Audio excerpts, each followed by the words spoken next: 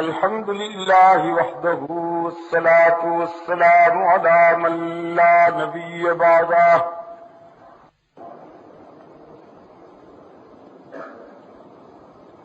وعلى آله وأصحابه الذين أوفوا عهده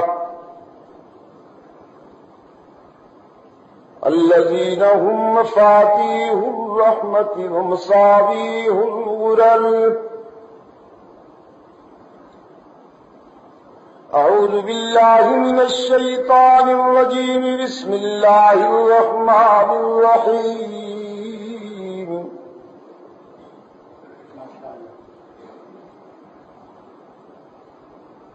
الخبيثات للخبيثين والخبيثون للخبيثات والطيبات للطيبين والطيبون للطيبات أولئك مبرؤون مما يقولون لهم مغفرة ورزق كريم. صدق الله مولانا العظيم.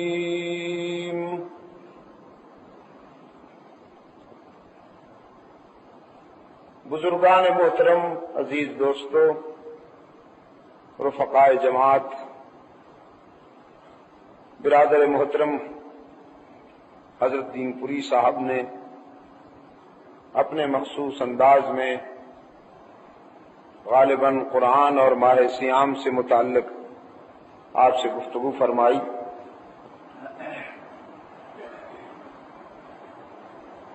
ماہ صیام میں باہر کا سفر کرنا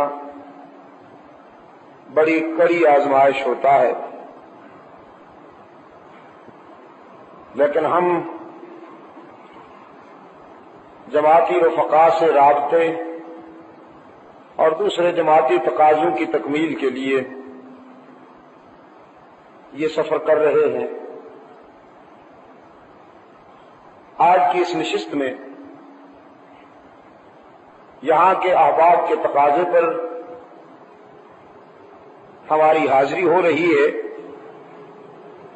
اور میں بے حد شکر گزار ہوں آپ حضرات کا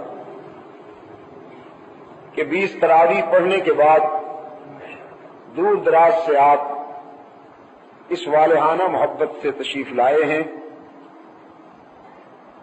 دل کی گہرائیوں سے دعا گو ہوں کہ اللہ آپ کو اس سے زیادہ بیداری اور اپنے فکر کی اشاعت و تقویم کے لیے فرض کی ادائیگی کا احساس عطا فرمائے. چونکہ ماہ صیام کی 17 تاریخ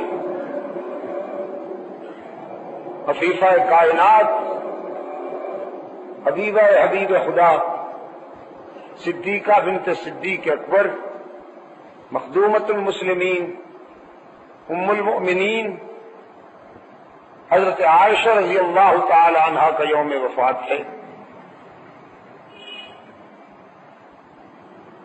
میں اس نشست کے مختصر سے وقت میں صدیقہ کائنات ہی کی سیرت کے متعلق چند باتیں عرض کروں گا.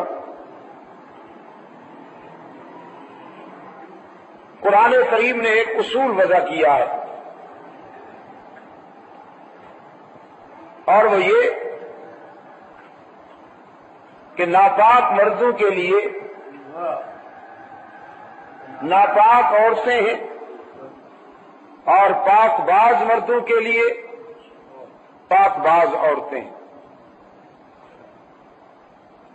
یہ اللہ کا وضع کردہ اصول ہے، اور قیامت تک کے لیے اس اصول کی پاسداری کی ذمہ داری بھی اسی نے لی ہے. کل، آج یا آئندہ کبھی اگر کوئی شخص پیغمبر کی پاک ذات سے یا پیغمبر کے پاک گھر میں کسی ناپاک نسوانی پیکر کے وجود کو ثابت کرتا ہے تو وہ دو باتوں سے حقیقت پہ حملہ آور ہے، یا وہ قرآن کے اصول کو کمزور سمجھتا ہے یا اللہ کے اختیار کو کمزور سمجھتا ہے۔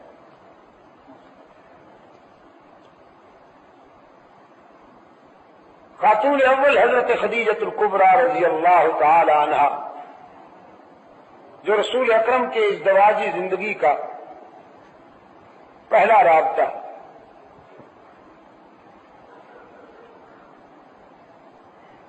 حضور اکرم صلی اللہ علیہ وسلم کی یہ وہ پہلی رفیقہ حیات ہے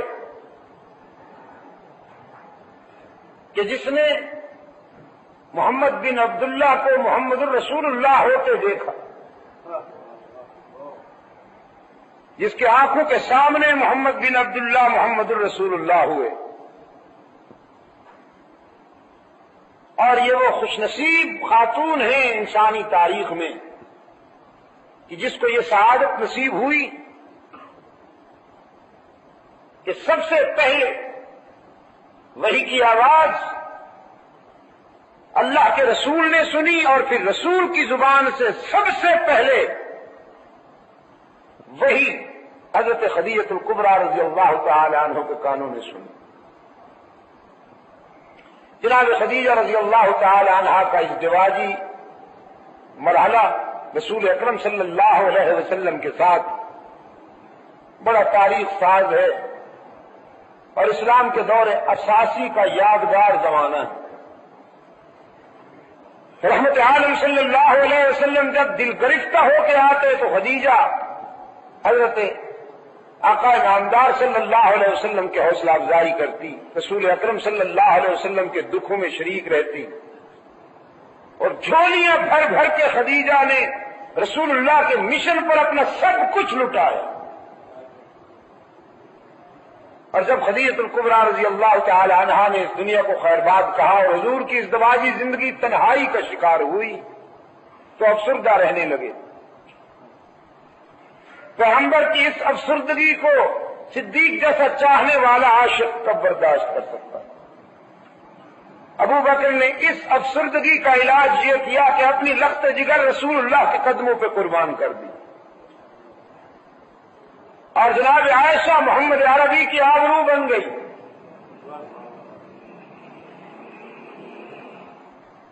عزیز دوستو، عزیز نوجوانوں، حضور اکرم صلی اللہ علیہ وسلم کے خانوادہ اقدس میں جو خاتون کنواری کی حیثیت سے آئی ہے وہ صرف اور صرف صدیق اکبر کی بیٹی حضرت خدیجہ بیوہ تھی۔ اس کے بعد بھی ازواج مطہرات آئی ہیں، کوئی بیوہ ہے، کوئی مطلقہ ہے۔ صرف حضرت عائشہ رضی اللہ تعالی عنہا کو یہ اعزاز حاصل ہے، یہ عزت نصیب ہوئی ہے کہ وہ حضور اکرم صلی اللہ علیہ وسلم کے گھر میں کنواری کی حیثیت سے آئی۔ بلکہ بعض روایات میں تو یہ بھی آیا ہے کہ انہوں نے حد بلوغ میں قدم رکھا ہے رسول اللہ کے گھر میں آ کر۔ اگرچہ بعض حضرات نے اس کو تسلیم نہیں کیا، لیکن میں عرض کرتا ہوں کہ اگر ایسا ہو بھی تو اس میں بھی جناب صدیقہ کی انفرادیت ہے کہ عائشہ صدیقہ نے جب بالغ ہونے کی حیثیت سے نظر اٹھا کے دیکھا تو رسول اللہ کے چہرہ انور پر نظر پڑی۔ گویا صدیقہ کائنات حضرت عائشہ کے بلوغ کی نگاہوں نے سب سے پہلے رسالت کا چہرہ دیکھا۔ پوری انسانی تاریخ میں لائیے کوئی ایسی خاتون کہ جو عائشہ کی اس انفرادیت میں مقابلہ کر سکے۔ فخر کیا کرتی تھیں حلقہ ازواج مطہرات میں، صدیقہ کائنات فخر کیا کرتی تھیں کہ اللہ نے میری کتاب زندگی میں جو ابواب ترتیب دیے ہیں جنت کی حوریں بھی مقابلہ نہیں کر سکتی۔ فرماتی تھی اللہ نے یہ عزت مجھے عطا کی ہے کہ میں رسول اللہ کے گھر میں کنواری کی حیثیت سے داخل ہوئی۔ قسام ازل نے یہ اعزاز مجھے بخشا ہے کہ نکاح سے پہلے رویا صادقہ میں اللہ نے اپنے محبوب کو میرا چہرہ دکھایا، کہ پیغمبر خدیجہ کے بعد میں نے یہ رفیقہ حیات تیرے لیے منتخب کی۔ فرماتی تھی یہ اعزاز بھی اللہ نے میرے مقدر میں لکھا کہ میرے بستر پہ کئی مرتبہ قرآن اترا اور وحی کی بارش ہوئی۔ یہ اعزاز بھی قسام ازل نے میرے ہی مقدر میں لکھا کہ مجھے کئی مرتبہ جبرائیل امین کا دیدار نصیب ہوا۔ میں نے اپنی ان آنکھوں سے روح الامین کو اس کی اصلی حالت میں دیکھا۔ پھر یہ اعزاز بھی اللہ نے مجھے عطا کیا کہ بارہا حق تعالیٰ کی طرف سے مجھے سلام آئے اور جبرائیل امین نے آ کے کہا رسول اللہ سے کہ محمد عائشہ سے کہہ دو کہ خدا سلام کہتا ہے۔ یہ عزت بھی صرف مجھے نصیب ہوئی۔ حضرت عائشہ رضی اللہ عنہا فرمایا کرتی تھی کہ جب منافقین نے میرے کردار پہ انگشت برداری کی، ہائے منافق دھرتی کا وہ بدترین عنصر، قرۂ ارض پر وہ بدبودار عنصر کہ جو بربریت پہ اترتا ہے تو رسول اللہ کی آبرو تک کو معاف نہیں کرتا۔ پس بدیگرہ چرسد عائشہ جیسی پاک باز بیدار اور رشک حوران ارم، جب اس کے بیداغ دامن پر منافق نے انگشت برداری کی ہے تو کوئی اور یہ توقع کیوں کرتا ہے کہ وہ منافقین کی چیرہ دستی سے محفوظ رہ سکے گا؟ فرمایا کرتی تھی کہ جب منافقین نے میرے کردار پر انگشت برداری کی تو وحی کے کٹہرے میں قرآن نے میرے حق میں صفائی دی اور اللہ میرا وکیل صفائی بن گیا۔ اور یہ بھی آپ کے لیے آپ کی معلومات میں اضافہ کرے گی بات، اگرچہ آپ اس کو یاد نہیں رکھیں گے، کہ قرآن کریم کی حافظہ، تاریخ میں پہلی حافظہ قرآن کریم کی حضرت عائشہ رضی اللہ تعالی عنہا۔ میرے عزیز دوستو، 2210 حدیثوں کی راویہ ہیں، رسول کی پرسنل لائف کی، حضور کی ذات نجی زندگی کی ترجمانی کرنے والی سیدہ عائشہ ہیں۔ اور آج ایک دوپہر کی نشست میں میری زبان سے جملہ نکل گیا، اب اسے زندگی بھر دہراؤں گا، اتفاقاً نکل گیا، اور میں سمجھتا ہوں یہ حضرت دین پوری صاحب کی برکت تھی کہ وہ میری زبان سے جملہ نکل گیا۔ میں نے کہا مردوں سے، آپ بھی ملاحظہ فرمائیے، مردوں میں سے جس شخصیت نے رسول کو قریب سے دیکھا وہ صدیق اکبر ہے، اور عورتوں میں سے جس شخصیت نے رسول کو قریب سے دیکھا وہ صدیق کی بیٹی صدیقہ کائنات حضرت عائشہ رضی اللہ تعالی عنہا ہے۔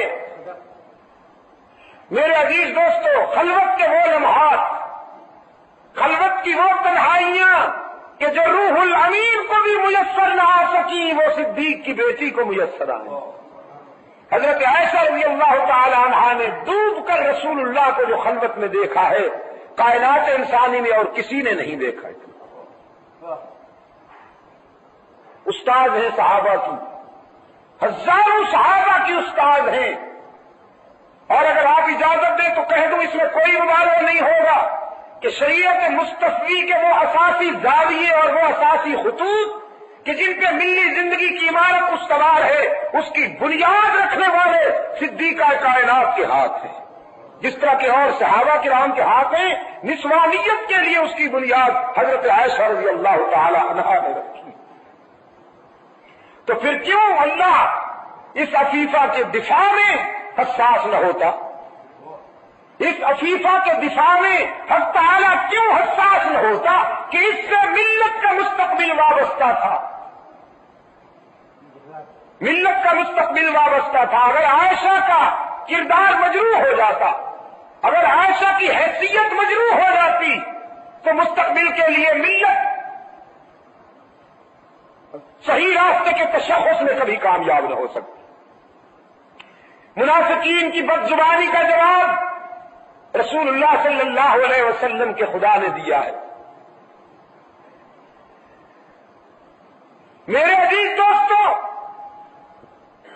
بہت سے ایسے مرحلے ہیں قرآن پاک میں، آپ دیکھیں گے کہ کبھی حضرت مریم پر الزام لگ رہا ہے، کبھی حضرت موسیٰ پر الزام لگایا جا رہا ہے، کبھی حضرت یوسف ابن یعقوب علیہ السلام پر الزام لگایا جا رہا ہے۔ جب بھی کسی معصوم پر الزام لگتا ہے تو الزام فرش والے لگاتے ہیں، صفائی بھی فرش والے دیتے ہیں۔ سیدہ مریم اپنے نو مولود کو گود میں لیے بیٹھی ہے۔ میں نے یورپ کی کانفرنسوں میں عیسائیوں کے سینے پہ کھڑے ہو کر یہ بات کہی تھی کہ تم مریم کا فالو کرتے ہو، مادر میری کہتے ہو اسے، براہ کرم ڈوب مرنے کے لیے تمہارے پاس کچھ پانی کا انتظام ہوگا؟ کہ مریم کے پاس جو بیٹا آیا اللہ کا وہ اس کی مشیت کا شاہکار تھا، لیکن اس کے باوجود وہ کہتی ہے یا لیتنی مت قبل ھذا۔ اور تم جو ہر ہفتے ہزاروں بچے مشکوک النسل جنم دے ڈالتے ہو، تمہاری تو جبین پہ عرق انفعال کا ایک قطرہ بھی نہیں ابھرتا، تو تمہیں کیا نسبت ہے حضرت مریم سے؟ حضرت مریم کی کہانی قرآن کی زبانی سنیے تو صحیح۔ اللہ نے دعوت فکر دی ہے اپنے محبوب کو، فرمایا وَاذْكُرْ فِي الْكِتَابِ مریم، محبوباً قرآن کے آئینے میں ذرا مریم کے کردار کا بھی مطالعہ کیجیے نا۔ اذ انتبذت من اہلها مکانا شرقیا فاتخذت من دونهم حجابا فارسلنا الیہا روحنا فتمثل لها بشرا سویا۔ جناب مریم جب ذرا جنت سے ہٹ کر خلوت میں آتی ہے، حق تعالیٰ نے فرمایا ہمارا نمائندہ فرشتہ انسانی شکل میں حضرت مریم کے سامنے آتا ہے۔ فرشتہ انسانی شکل میں حضرت مریم کے سامنے آتا ہے۔ ذرا میں دہراتا ہوں، نوری انسانی شکل میں مریم کے سامنے آتا ہے، نوری انسانی لباس میں مریم کے سامنے آتا ہے، تو پھر ثابت ہو گیا نا کہ نوری بھی انسانی لباس میں ہوتے ہیں۔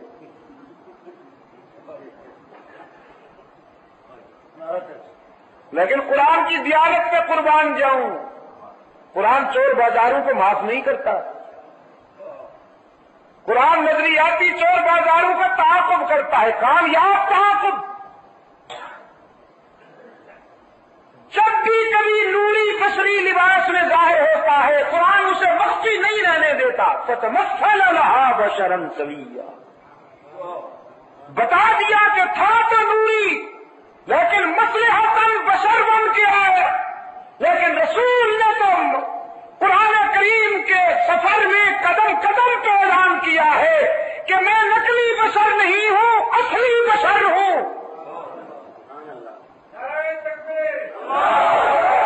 نقلی بشر نہیں ہوں، اصلی بشر ہوں، اور جو رسول کو بشر نہیں مانتے وہ نقلی بشر ہیں۔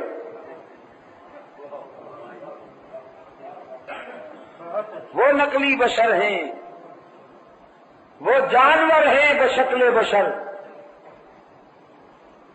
خیر یہ موضوع دوسرا ہے، میں ادھر نہیں جاؤں گا، صرف اتنا عرض کرتا چلا جاؤں کہ پیغمبر کے متعلق یہ کہنا کہ وہ لباس بشر میں اللہ کا نور ہے، اس سے بڑی جہالت کوئی نہیں، اس سے بڑی جہالت اور قرآن پاک کی روح کا قتل عام اس سے بڑا کوئی نہیں۔ پیغمبر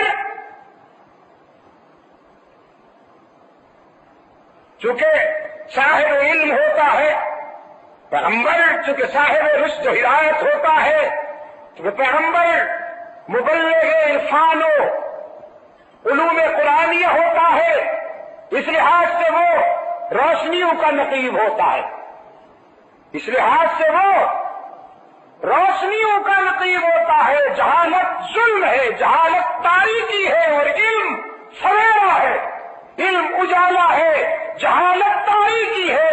پیغمبر سب سے بڑا عالم ہوتا ہے تو پھر سب سے بڑا اجالوں کا مرکز ہوتا ہے، سب سے بڑا سویروں کا مرکز ہوتا ہے، لیکن ہوتا اصلی بشر ہے۔ پیغمبر ہوتا اصلی بشر۔ جناب مریم نے اپنے سامنے بشر کے لباس میں نوری کو پایا تو پہچان نہ سکی، کانپ گئی۔ فرمایا انی اعوذ بالرحمن منک ان کنت تقیا۔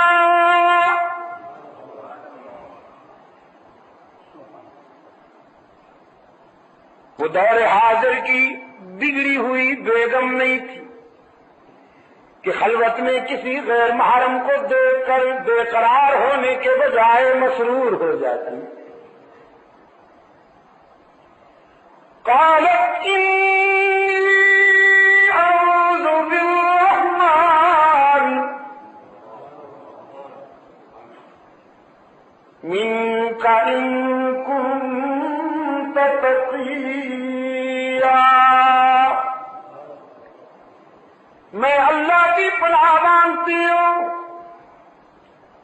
اگر تیرے دل میں خوف خدا کا کوئی بھی زاویہ ہے تو میں خدا کی پناہ مانگتی ہوں تیرے شر سے۔ اللہ کے نمائندے نے محسوس کیا کہ پاک مریم گھبرا گئی ہے تو جلدی وضاحت کی، انا رسول ربک۔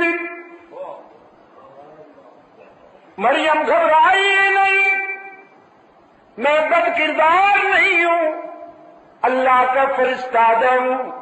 انا رسول ربک لأہب لک غلاما زکیا۔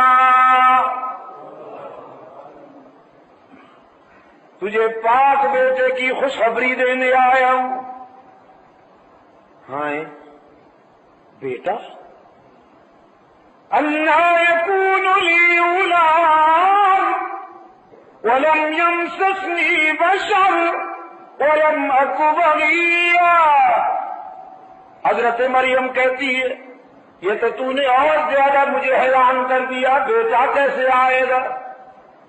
آج تک میں تو کسی بشر کے قریب نہیں گئی، میں بد کردار نہیں ہوں، بیٹا کیسے ہوگا؟ میری شادی نہیں ہوئی۔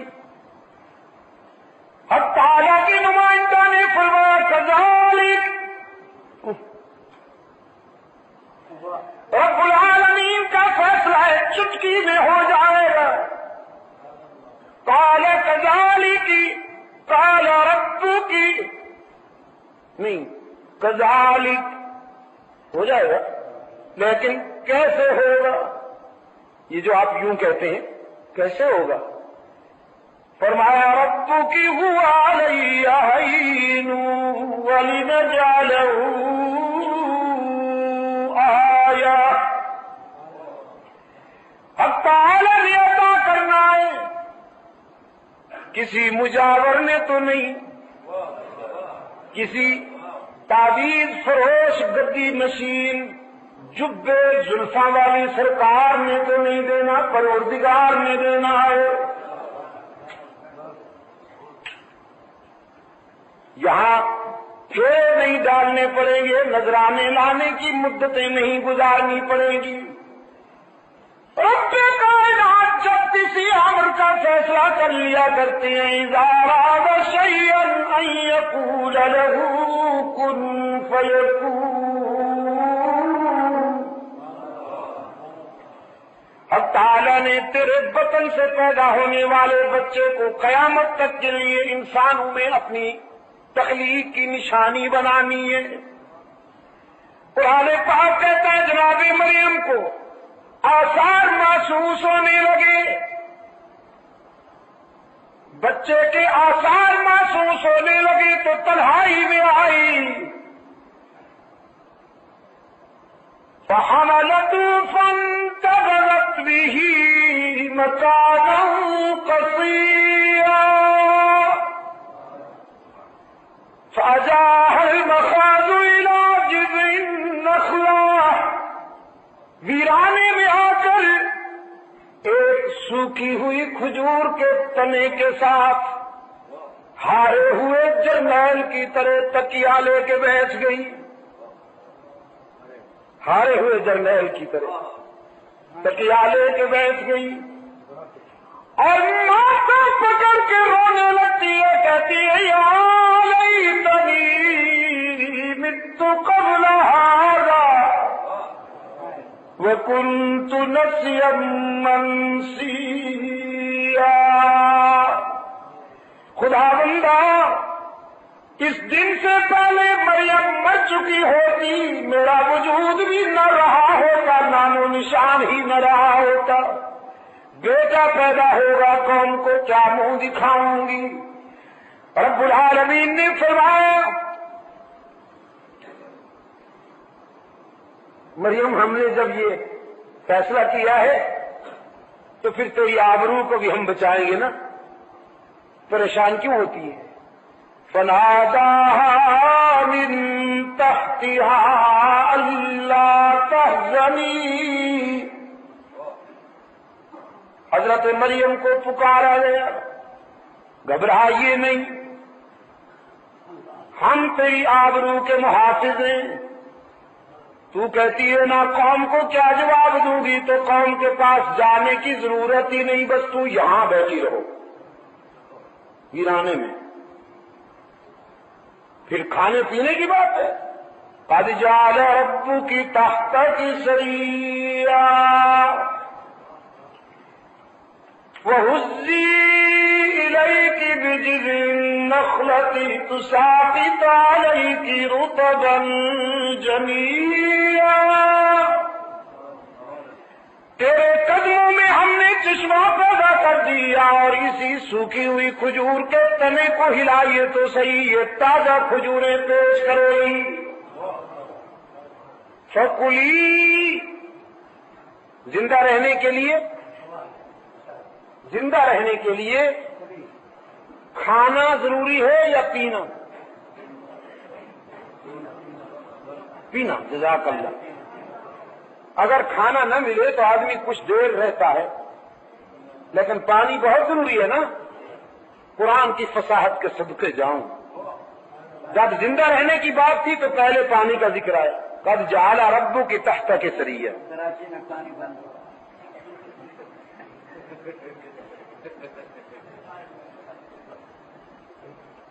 عزیز دوستو، جب زندگی کی بات تھی تو پانی کا ذکر پہلے آیا، اور جب کھانے پینے کی بات تھی تو پھر مأکولات کی بات آئی، پھر کھجوروں کی بات آئی۔ فکلی واشربی، کھجوریں کھائیے، پانی پیتی رہیے، وقرری عینا، اور لختے جگر کی جبین اطہر سے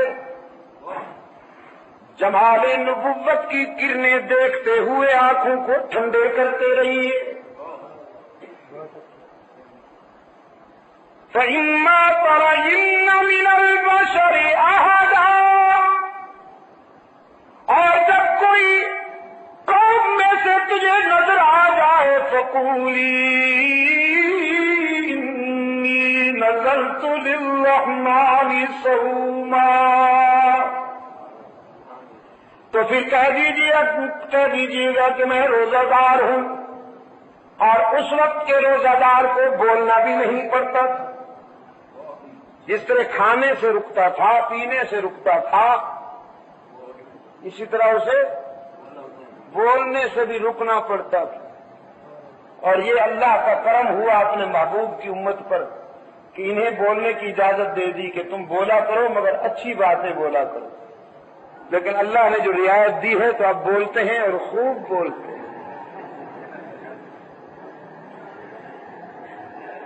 فإما ترين من البشر أحدا فقولي إني نذرت للرحمن صوما، تو پھر کہہ دیجیے گا کہ میں نے اللہ کے ساتھ نظر مانی ہے روزے کی۔ نظر تو میں نے نظر مانی ہے کس کی؟ اللہ کی۔ کون کہہ رہی ہے؟ جناب مریم کہہ رہی ہے نظر مانی ہے کس کی؟ اللہ کی۔ اذ قالت امرأة عمران رب انی نذرت لك ما في بطني محررا فتقبل مني۔ جناب مریم کی والدہ نے بھی نظر مانی، جناب مریم نے بھی نظر مانی، سرکار دو عالم نے بھی نظریں مانی، رسول اللہ کے صحابہ نے بھی نظریں مانی اللہ کی، لیکن اجمی کاروباریوں نے نظر و نیاز کو اپنے ساتھ وابستہ کر دیا۔ بادشاہ کوئی گل نہیں، آخر اسی تے اللہ کے پیارے ہیں۔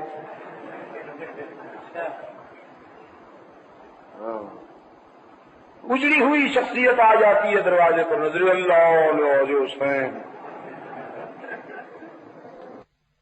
اجڑی ہوئی شخصیت آ جاتی ہے دروازے پر، نظر اللہ حسین۔ ویسے ہے بڑا ہوشیار، آپ کی جیب کو بھی خالی کر جاتا ہے اور اپنے فکر کی خدمت بھی کرتا رہتا ہے بہت ہوشیار۔ اس اجڑے ہوئے سنی سے تو بہرحال یہ ملنگ اور یہ گداگر جو ہے وہ بھی بہتر رہا۔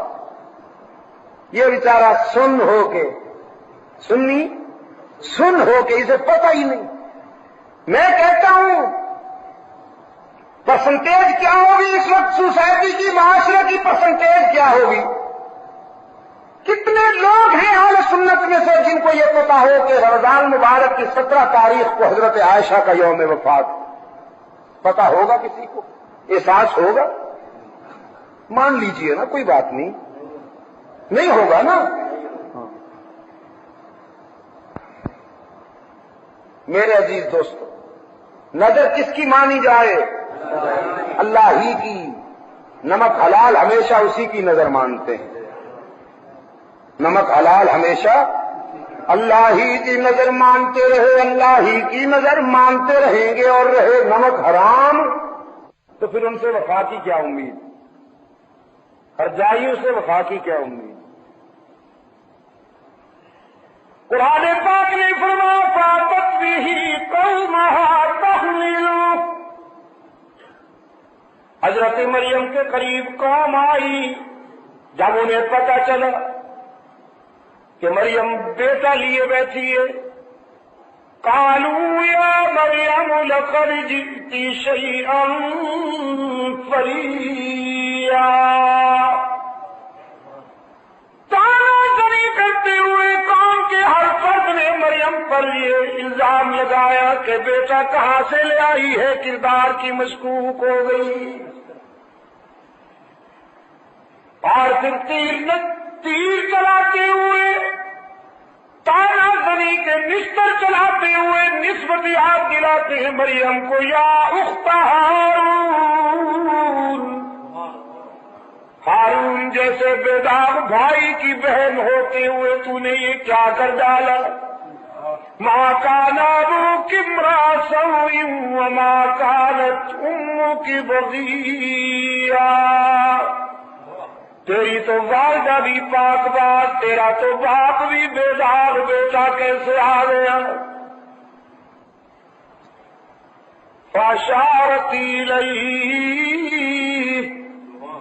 آفاقی ہدایات کے مطابق مریم نے اشارہ کیا نامولود کی طرف کہ میرا دماغ نہ کھاؤ، اسی سے پوچھ لو کہ اسے کس نے بھیجا ہے۔ قوم کہتی ہے کیف نکلم من کان فی المہد صبیا، ہم اس بچے سے کیسے باتیں کریں جو ماں کی گود میں لیٹا ہے یا پنگھوڑے میں لیٹا ہے، وہ بولنے کے قابل نہیں، تو اس کی طرف اشارہ کرتی ہے۔ خود کیوں نہیں بتاتی؟ ہم تو تجھ سے ہی پوچھ کر رہیں گے۔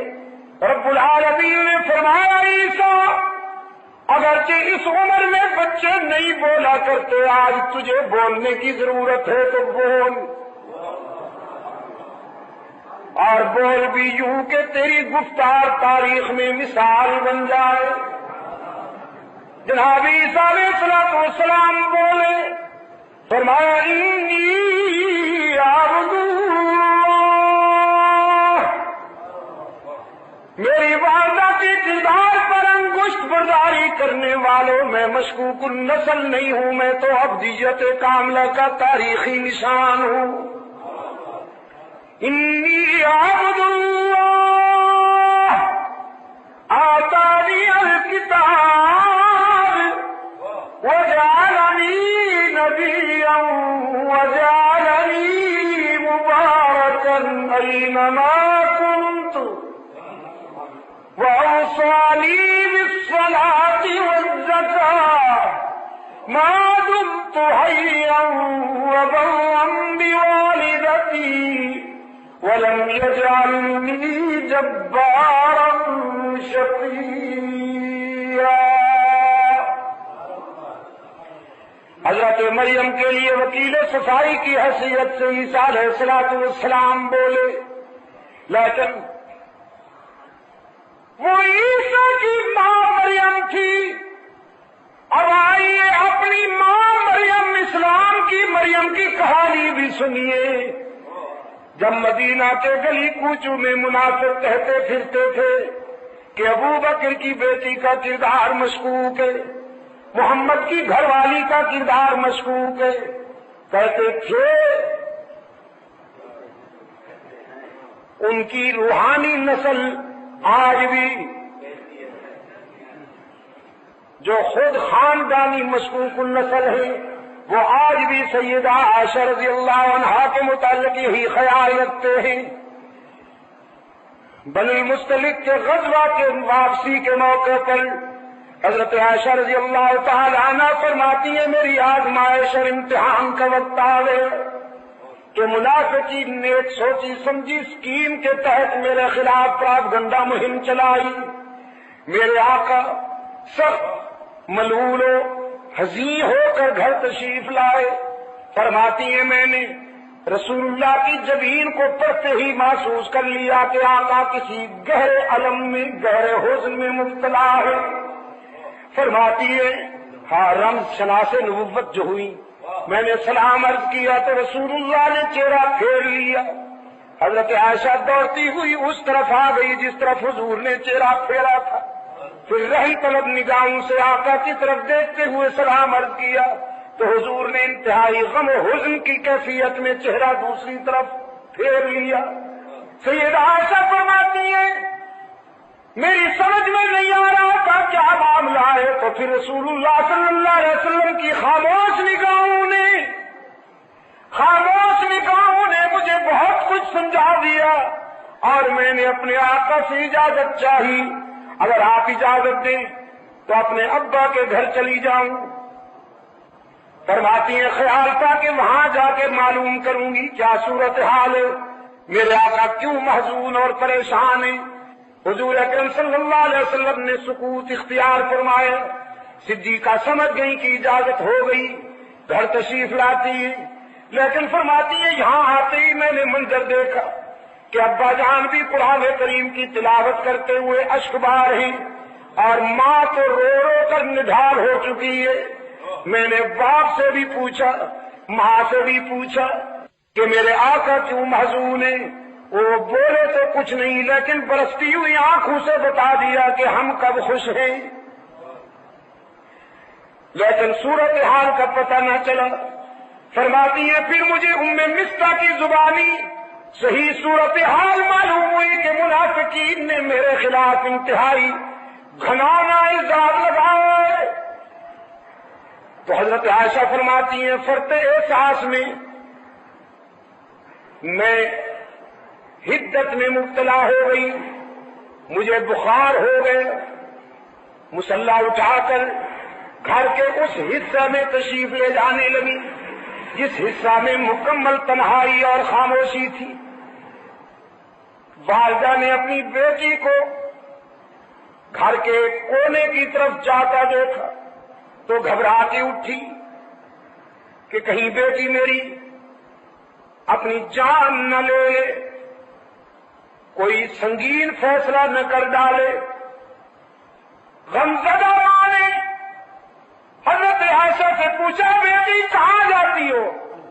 صدیقہ کائنات نے فرمایا بیٹی اماں جان آپ آرام سے بیٹھے رہیے، ہائی کورٹ ناراض ہو گیا ہے، میں ذرا سپریم کورٹ کا دروازہ کھٹکھٹانے جا رہی ہوں، میں اس کے در پہ اپیل کرنے جا رہی ہوں جہاں کسی کی اپیل رائے گاہ نہیں جاتی۔ فرماتی ہے مصلی بچھا کر سر بسجود ہو گئی اور رب العالمین کے حضور آنسو کی برسات میں التجا کی۔ او مظلوموں کے دستگیر، او مجبوروں کے مشکل کشا، او کمزوروں کا ساتھ دینے والے داتا، تو نے یوسف پر لگائے جانے والے الزام کی صفائی کے لیے اعلان کیا، تو نے موسیٰ پر لگائے جانے والے الزام کی برات کا اہتمام کیا، تو نے مریم پر لگائے جانے والے الزام کی صفائی کا اہتمام کیا، تو پھر دیکھا آج تیرے محبوب کی حمیرہ بھی اشک بار آئی ہے، آج میں بھی روتی ہوئی تیرے در پہ حاضر ہوں اور اس وقت تک سر نہیں اٹھاؤں گی جب تک میرے الزام کی برات کا اعلان نہ ہو جائے گا۔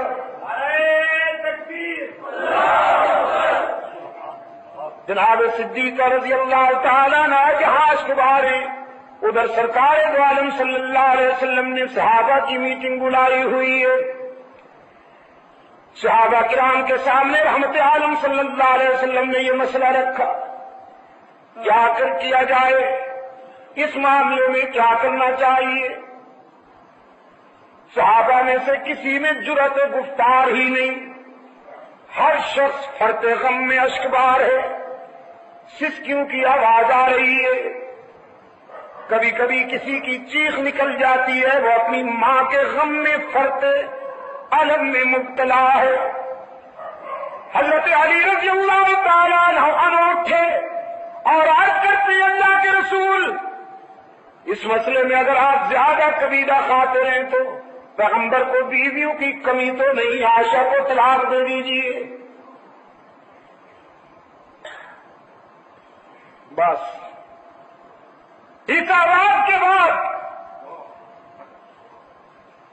حضرت فاروق اعظم رضی اللہ تعالیٰ عنہ آنسو کی برسات میں کھڑے ہوئے اور عرض کیا میرے آقا یہ بالکل آخری فیصلے کی بات ہے، پہلے یہ بتائیے کہ عائشہ کو آپ کی بیوی بنا کے آپ کے گھر میں بھیجنے والا کون ہے؟ ذرا ہم اس سے پوچھیں تو صحیح کہ تو نے کس کے لیے کون سی بیوی منتخب کی؟ رسول اللہ صلی اللہ علیہ وسلم نے اس سوال کے جواب میں انگلی آسمان کی طرف اٹھا دی۔ یہ پیغمبر کا خاموش مگر جامع جواب تھا کہ یہ فیصلہ، یہ رشتہ کرنے والا تو پروردگار عالم ہے۔ اپنے آقا کی انگلی آسمان کی طرف اٹھی ہوئی دیکھ کر فاروق اعظم کی تلوار نیام سے نکل آئی۔ فاروق کی تلوار پہ بھی قربان جاؤں گا، یہ منافقین کی روز اول سے دشمن ہے۔ عرض کیا اللہ کے رسول، اب منافقین کو تو میری تلوار کے حوالے کر دیجیے، عائشہ کے دشمنوں سے تو میری تلوار نمٹے گی۔ اس عفیفہ کو جس شخصیت، جس ذات نے سوچ سمجھ کے آپ کے گھر میں بھیجا تھا، آپ کے گھر سے نکالنے کا اختیار بھی اسی ذات کو ہے۔ آپ انتظار فرمائیے کہ وہاں سے کیا فیصلہ ہوتا ہے۔ رسول اللہ صلی اللہ علیہ وسلم نے فرمایا جزاک اللہ ابن خطاب، تو نے تو میرے دل کی ساری گرانی دور کر دی، اب میں بھی اسی کے فیصلے کا منتظر ہوں، تم بھی اسی کے فیصلے کا انتظار کرو۔ میٹنگ برخاست ہو گئی اور رحمت عالم صلی اللہ علیہ وسلم یہاں سے اٹھ کر سیدھے خانوادہ صدیقی میں آئے۔ ہمارے دروازے پر ہمیں کیوں چھیڑتے ہو؟ رسول اکرم صلی اللہ علیہ وسلم نے فرمایا ابو بکر کے گھرانے والوں دروازہ کھولو نا، تمہارے دروازے پر آسمان رسالت کا سراج منیر آیا ہے۔ پیغمبر کی آواز سن کر حضرت عائشہ رضی اللہ تعالیٰ عنہ کی والدہ دوڑتی ہوئی آئیں، دروازہ کھولا تو عبداللہ کا یتیم، آمنہ کا لال صلی اللہ علیہ وسلم رش کے ماہتاب و آفتاب دروازے پر موجود ہیں۔ کراچی کے دوستوں میں کہا کرتا ہوں صدیقی گھرانے کی خوش قسمتی دے قربان جاؤں کہ ساری دنیا رسول کے قدموں میں، رسول صدیق اکبر کے دروازے پر۔ رحمت عالم صلی اللہ علیہ وسلم نے دروازہ کھلتے ہی پہلا سوال کیا میری عائشہ کہاں ہے؟ اور صدیقہ کی والدہ نے روتے ہوئے عرض کیا حضور میری بیٹی تو اسی دن سے سجدے میں سرب سجود ہے، اسی دن سے مصلے پر اشک بہار ہے، کسی سوال کا جواب نہیں دیتی، کسی بات میں بولتی ہی نہیں ہے، ہر وقت روتی رہتی ہے۔ اور ادھر سیدہ عائشہ فرماتی ہے میں سن رہی ہوں آواز رحمت عالم صلی اللہ علیہ وسلم کی بھی، اپنی والدہ کی بھی، میرا جی چاہا کہ اٹھ کر رسول اللہ کے دامن سے چمٹ جاؤں اور جی بھر کے رو لوں، لیکن پھر میرے ضمیر نے میرے قدم روکتے ہوئے رہنمائی کی کہ جس کی عدالت نے اپیل کی ہے وہاں سے فیصلہ تو ہو لینے دے۔ یہ ٹھیک ہے کہ تیرا محبوب تیرے گھر آیا ہے، لیکن اس کا دروازہ چھوڑ کر جانا بھی تو قرین انصاف نہیں ہے۔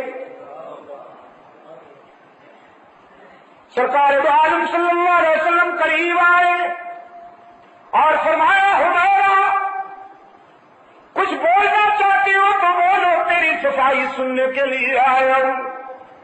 حضرت عائشہ فرماتی ہیں بس اب تو میرے ضبط کے بندھن ٹوٹ گئے، اور کرتے غم میں روتے ہوئے عرض کیا اللہ کے محبوب اشکو بسی و حزنی الی اللہ،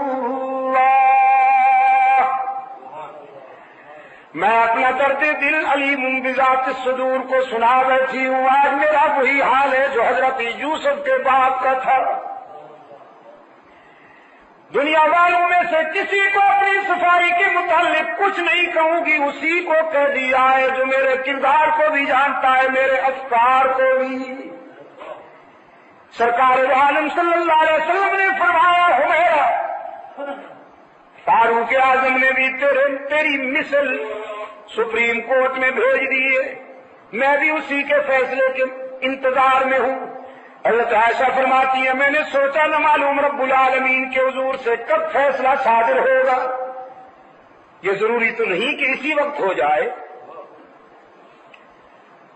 لیکن فرماتی ہے اب میری نظر پڑی رسول اللہ کی جبین اطہر پر، تو پسینے کے قطرے، پسینے کی بوندیں رسول اللہ کی جبین پر اس طرح پر آباد تھیں کہ جس طرح موتی بکھرے ہوئے ہیں۔